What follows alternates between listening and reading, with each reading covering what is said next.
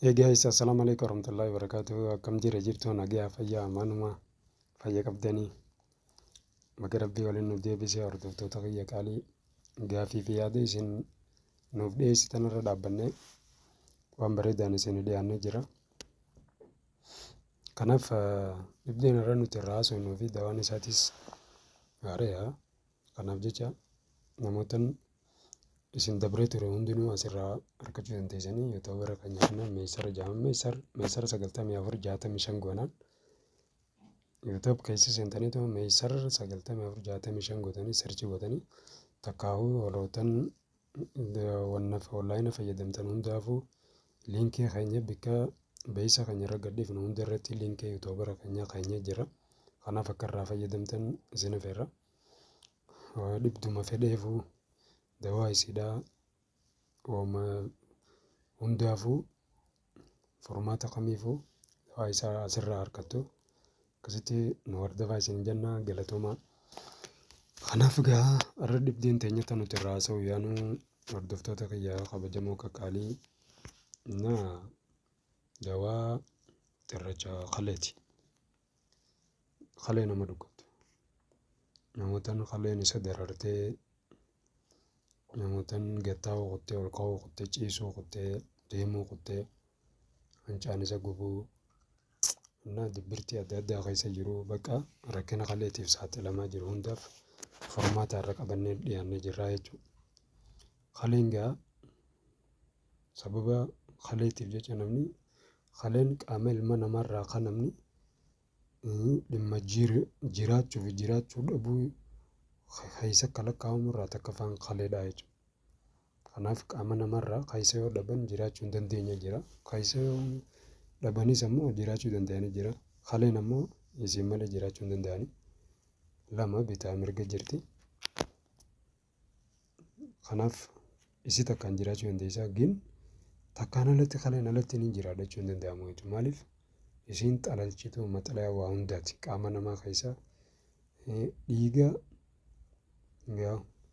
kuma takkaa 500 oliitu guyyaatti isii keessa garaagala jechuudha. Miilii kuma takkaa 500 ol bakka sigalee litira kuma takkaa 500 oliitu dhiigni guyyaatti isii keessa garaagala deema jechuudha. Isiin bishaanii fi nyaata dhugaatii bichaa hin xalilchatu. Kanaaf waan dhigate hundumaa jechuudha xalilchiti. Hundinuu gosa damee adda addaa qaba. Kalee tanarra damee adda addaa saniin akkasitti kan onneef kan qaamaaf kan karaa wasaqa ta'e akka ala ba'uun haala saniin kenniti. Kanaaf irra dawaa isiitii karaa dubbannu jechuudha. Nama xirracha kalee qabu dawaa xirracha san cabsee opporeeshinii odoo hin gooneen alatti bifuma nyaataatiin bifuma dhugaatiitiin fayyadamee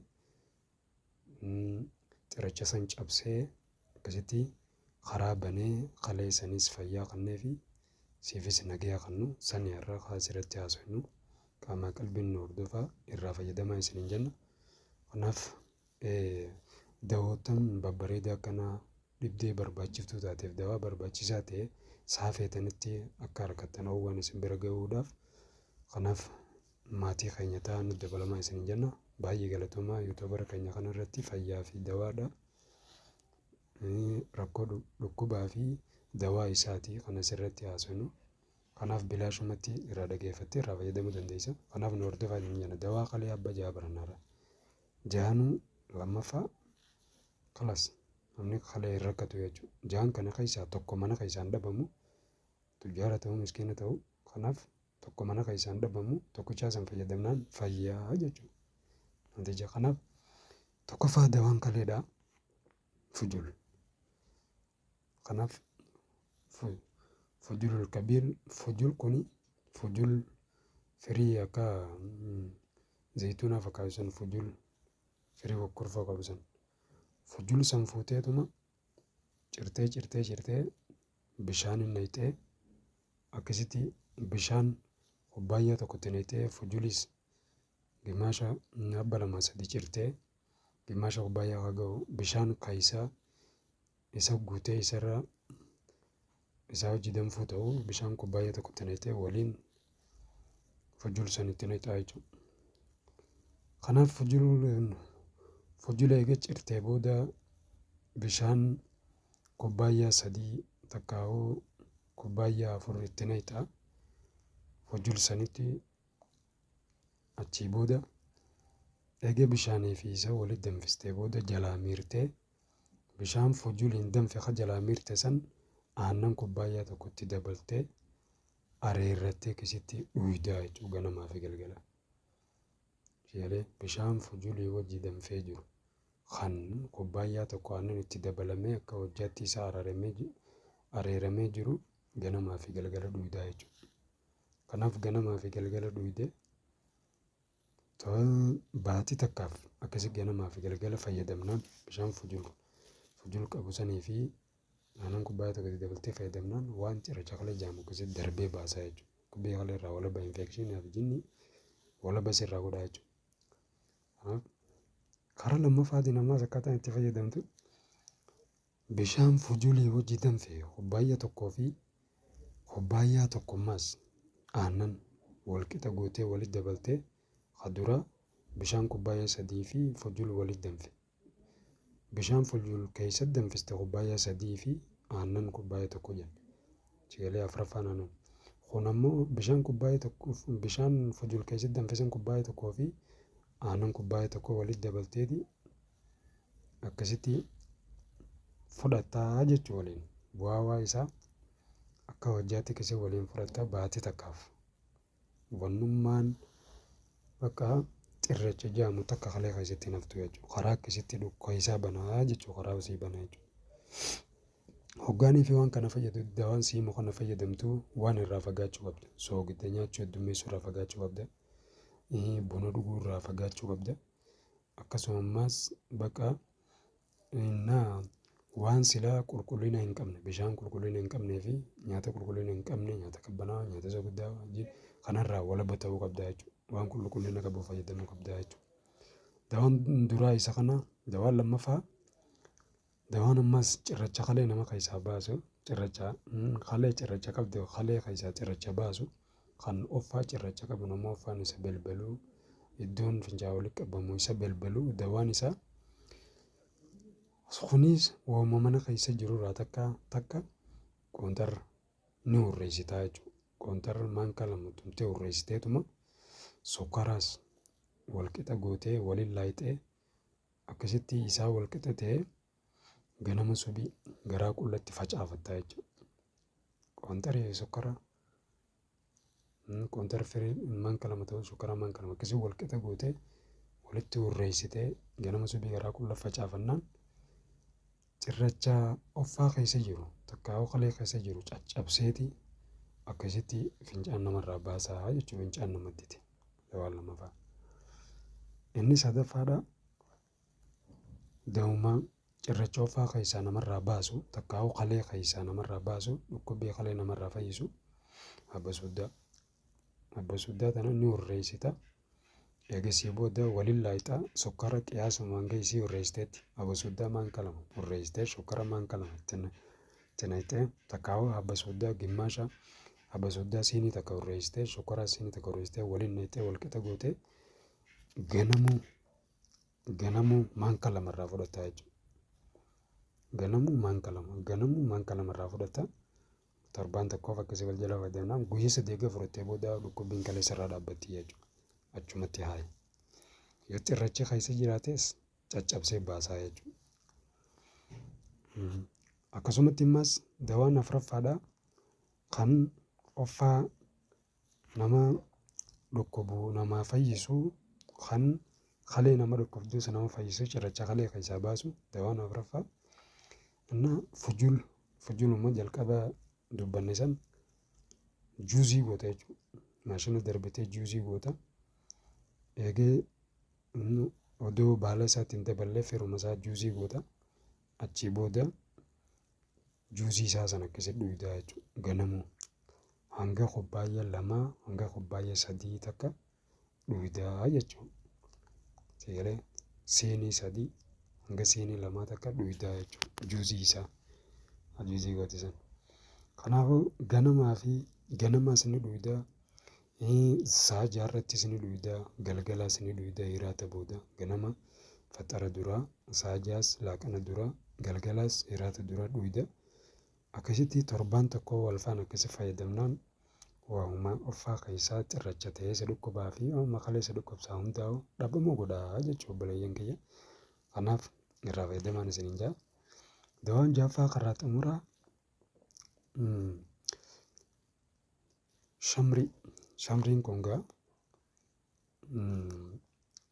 afaan bakka gariitti hammoona isanii jaaniin afaan bakariitti shamrii jaaniin. Kanaaf hammoona fakkaataa kun inni isa kana as gubbaarra jiru kana isa kanas maankaa tokko ni fuutaa karfasis firii isaa irraa maankaa takka ni fuutaa. Kanaaf shamriidhaa fi karfas kana maankaa tokko maankaa gurguddaa tokko maankaa gurguddaa abba tokko walitti dabalteeti. Eegee walitti dabaltee booda bishaan litira takkaa wajji waliin naqxee bishaanii wajji danfistee eegee danfistee booda bu'aawaa isaa akka nama hojjaa dhuguu takkaa shaayii dhuguutti fudhattaa. Kubbaayyaa tokko fudhattaa. Wayin bishaanii fi karfasii fi shamrii walitti danfe kana shamrii maankaa tokko guddaa karfas maankaa tokko guddaa bishaan litira takka keessa naqxeeti isa lamaan kana maankaa takka bishaan litira tokko keessa eegee naqxee booda waliin danfistee bishaan barraadan naqattee kaatta. Akkasitti ganamaa fi galgala irraa dhugaa jechuudha. Ganamaa fi galgala akkasitti irraa qabbaneessitee dhowwaa isaa akkasiin gubneef irraa qabbaneessitee akkasitti dhugaa jechuudha ganamaa fi galgala. Waggaan of akkasitti dhugdee booda akka sa'a 72 fayyadamtaa guyyaa 3 jechuudha. Guyyaa 3 waggaa fayyadamtee booda waan dhibdee kalee jaamu ni mattu jechuudha. Dawaan jahaan ammaan tana asirratti dubbannee dabarsine kun gaa dawaa pooyintii kalee infekshiniiti. Kalee maffedha. Dhibdee kalee namni tuuba kiyya kanarratti dhageeffatee waan amma barsiise tana tokko keessaa mana isaatiin dhabamu. Tujjaara ta'uu miskiina ta'uu tokko keessaa mana isaatiin dhabamu. Dhimma kaleeti jecha dawaan barbaadan qabu jechuudha. Mana isaa keessa jira. Mana isaa keessa akka itti fayyadamu beekee asirraa waggaa dhageeffatee itti fayyadamuu qofaa jechuudha. Kanaaf gaa jaan kana keessaa tokko isin laafu harkattanii dhukkuba kaleetiif takkaa'u laalaa kaleetiif xirracha offaatiif laalaa offaatiif kanaan wal qabatuun fayyadamtan taanaan dhibdee sanirraa nagaya baatanii jechuudha.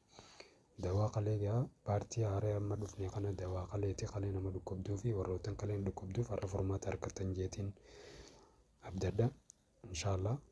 Kanaaf hedduu galatoomaan isiniin jaa. Yaadaa fi gaafii qabdan nuuf dhiyeessuu keessaniif hedduu galatoomaan isiniin jaa. Meessar sablamentarii kiliinikaaliin tajaajila idilee kiliinika guddaa Harar Nook cinatti banee achitti wallaansa guddaa kennaa jira. Iddoon teessoo teenyaa Hararii bakka nuti itti argamnu Harar Nook cinatti argamnu. Kanaaf tajaajila dhukkuboota biraatiifis dhuftanii fayyadamuu dandeessan. Keessattuu batalayii dhukkuba kintaarotiif daqiiqaa 30 keessatti baqa isaa fi laalaan malatti wallaannee walaba taasifna kottaa fayyadamaa isiniin jenna. Asumaanuu isin affeerre kintaarota keessatti adda durummaadhaan beekamtii qabna. Odoo nama bakka isin odoo opereeshinii goone odoo nama laxxafanii akka madaa duratti wallaansaadhaan hedduu nama madeessanii baatii meeqa taa'uunis haftee jirti. Bifa ammayyaatiin daqiiquma 30 keessatti akkasittiin deebinetti fudhatta. Eegee firiin isaa sirraa baatee booda dawaa sittiin deebine macara isaarra fudhatta. Bakka kintaarota hojii adda baatee jaama. Kanaaf hedduu galatoomaan isiniin jaa. Asumaanuu isin affeerree. Kanaaf yaada qabdanii fi gaafii qabdan kunoo lakkoofsi bilbilaa keenya asirra jira. Yaada qabdanis meesejiidhaan nuuf barreessaa yookiin nuuf dawwalaa nu gaafadhaa. Akkaataa itti fayyadama isaarraa fi haala nuti isin barsiisuu jirurraa waan isin galii yoo jiraattes dawwaltanii gaafachuu dandeessan. Dhibdee biraatti irraas dawwaltanii gaafachuu dandeessan. Hedduu galatoomaan isiniin jaa. Bakka jirtanii du'aa naa godhaa. Waa takka waan biraa kafaltii takka malee asirraa fayyadamta. Kanaaf galatoomaan isiniin jaa. Naaf isinis warra fayyaa waartuu argatee nu haa godhu jecha. Hanga darsii biraatti walitti eegunutti nagayaan naa turaan affeerraa kootii hordoftoota kiyya kabajamoo qaqqaalii isiniin jaaladhaa. Wassalaamu alaikum warahmatullaahi wabarakaatuh. Hanga darsii biraatti walitti eegunutti nagayaan naa turaan isiniin jaa. Galatoomaa nagayetti.